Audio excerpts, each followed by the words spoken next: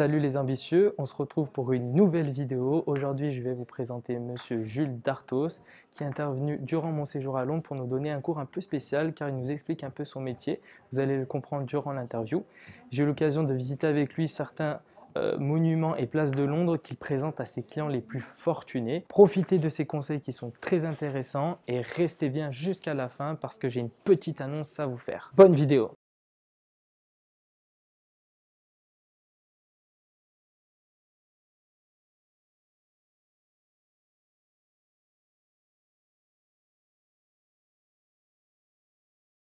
Donc bonjour Jules, est-ce que tu peux te présenter et nous dire ce que tu fais dans la vie? Bonjour Stéphane, donc je m'appelle Jules, je suis français, j'habite à Londres depuis à peu près 4 ans et je suis un passionné de luxe.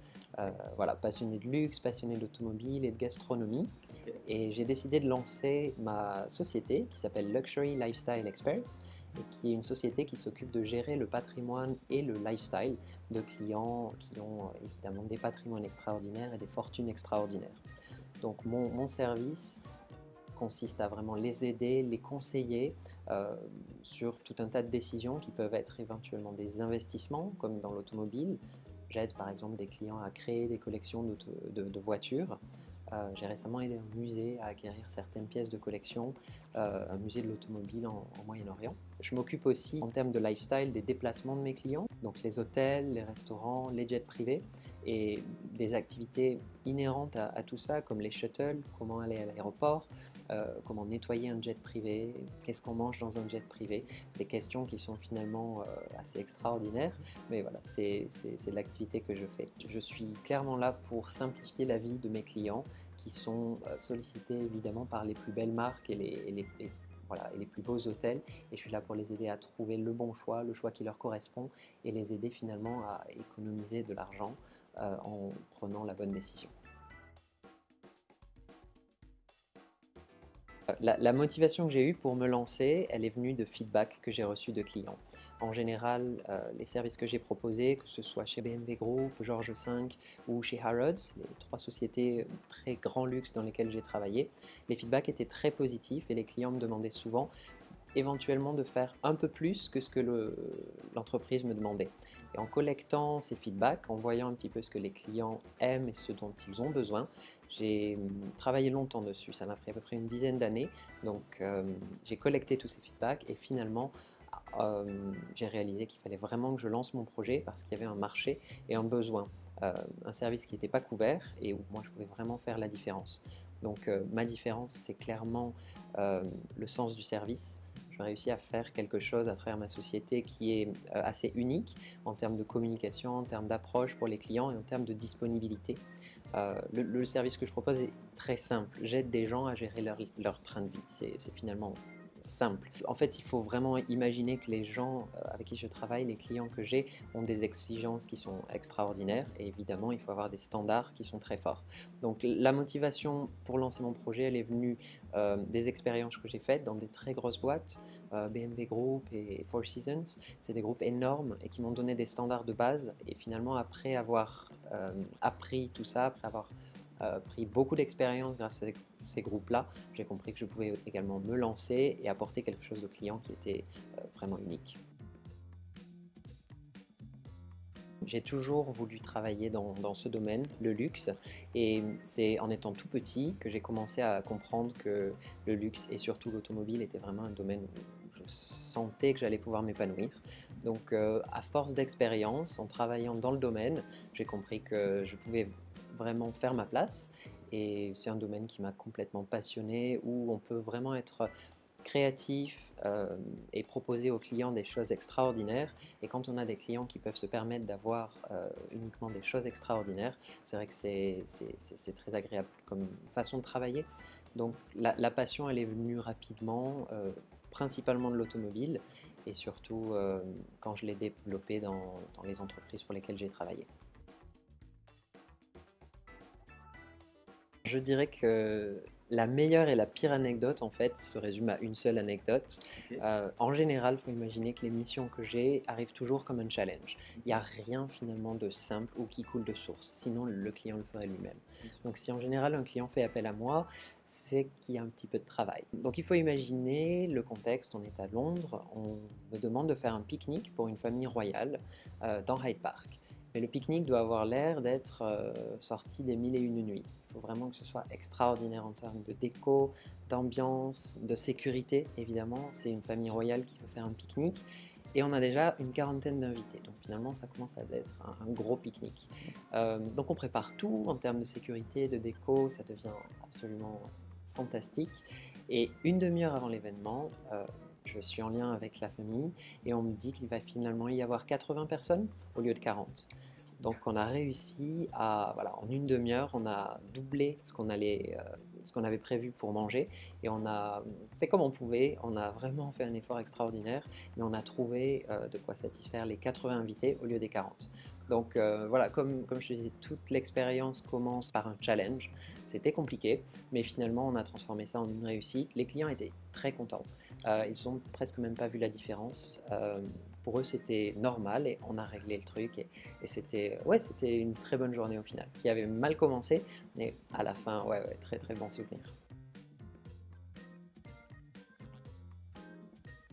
Pour moi, il faut vraiment avoir plusieurs éléments. Le premier, c'est la passion.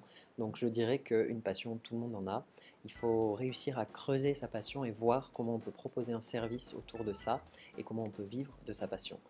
Moi, c'est une chance que j'ai, ça a été assez évident, c'est l'automobile et le luxe. Et finalement, j'ai trouvé ma place rapidement dans le domaine. Ça m'a pris 10 ans d'expérience pour approfondir tout ça, mais il faut imaginer que j'ai cette passion de l'auto depuis mes 5 ans.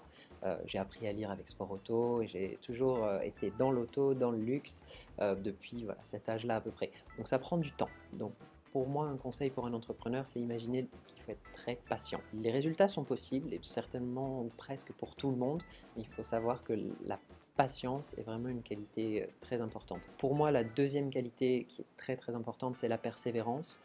Parfois, il peut y avoir des semaines ou des mois où les résultats se font attendre, mais finalement, il faut continuer les efforts, et au bout d'un moment, les efforts payent. C'est vrai qu'à partir du moment où on a une passion, en général, elle se communique facilement, et quand on veut se lancer, si on a une passion, on continue, on creuse, et à force de persévérance et de patience, les résultats arrivent. Donc pour moi, oui, tout le monde peut se lancer, il faut vraiment garder à l'esprit que ça prend du temps, c'est simple. Sur le long terme.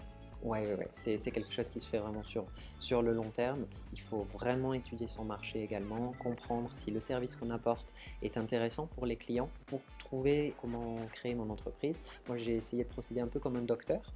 Donc en collectant les feedbacks, j'étais à l'écoute de mes clients au Georges V ou dans d'autres très grandes entreprises comme Harrods Aviation.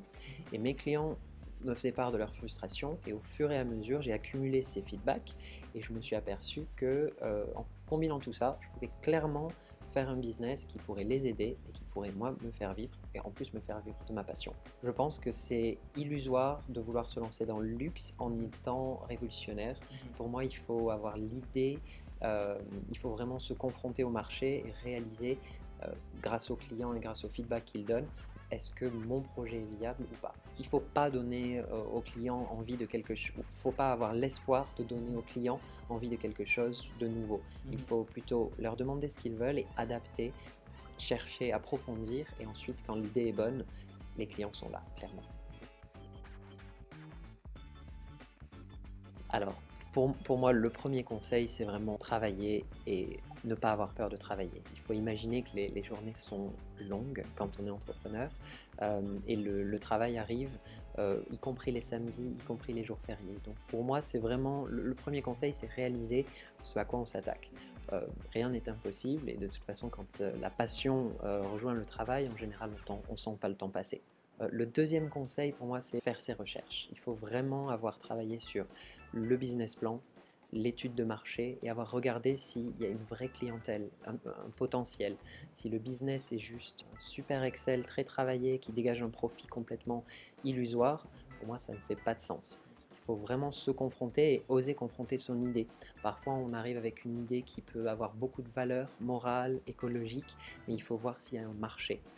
C'est une réalisation qui est cruelle pour les entrepreneurs et j'en ai fait les frais à un certain moment, mais il faut savoir s'adapter et changer d'idée et surtout voir où va le marché, suivre ça. Et le troisième conseil que je donnerais, c'est rester curieux, donc continuer à lire, à se développer et à écouter, être à l'écoute. C'est comme ça qu'on recueille les feedbacks et c'est finalement comme ça qu'on réussit à bâtir l'étude de marché. Donc voilà, rester curieux, lire la presse, voir ce qui se passe économiquement, être attentif. Voilà, c'est le plus important. Et en plus, ça donne des idées éventuellement pour commencer un nouveau business. Bah, merci beaucoup Jules pour cette interview, pour toutes tes explications et tes conseils qui vont être très utiles pour la communauté. Et juste pour finir, est-ce que tu peux nous dire en un mot ou deux ce qui résume le mieux ta réussite actuelle avec ton métier et ton expérience? Bien sûr. Alors, merci à toi Stéphane pour l'opportunité. Je suis ravi de t'aider. Pour résumer ma situation actuelle, je dirais que c'est l'équilibre. Donc l'équilibre entre la vie privée et le travail, savoir passer du temps en famille, passer du temps avec les amis, prendre le temps de faire du sport, de la méditation, du développement personnel, rester vraiment équilibré et ne pas tout mettre dans le même panier exactement, ne pas passer ses journées au travail, ne pas avoir la lumière du jour et finalement rompre le lien social. Donc c'est ce que j'essaye de faire au maximum, garder cet équilibre-là, voir mes amis, ma famille, profiter, mais également beaucoup travailler, évidemment.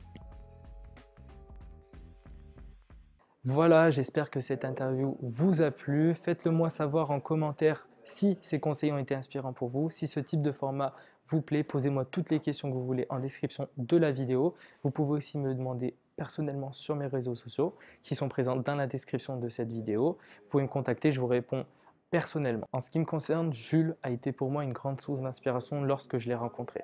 Pour la petite histoire, j'avais demandé à Jules si ses clients lui demandent de faire des choses limites, voire illégales qu'il n'avait pas l'habitude de faire. Et Jules m'a répondu qu'il arrivait à fixer ses propres limites et ne pas faire des choses qu'il ne voulait pas faire. Et ses clients le rembauchent à chaque fois pour ça parce qu'il arrive lui-même à fixer des limites et à dire non, ce qui est une grande preuve de confiance en soi et qui a vraiment été inspirant pour moi. Avant de finir cette vidéo et comme promis, j'ai une annonce à vous faire. J'ai également eu la chance de rencontrer un des entrepreneurs les plus célèbres de Londres, Monsieur Warren Knight.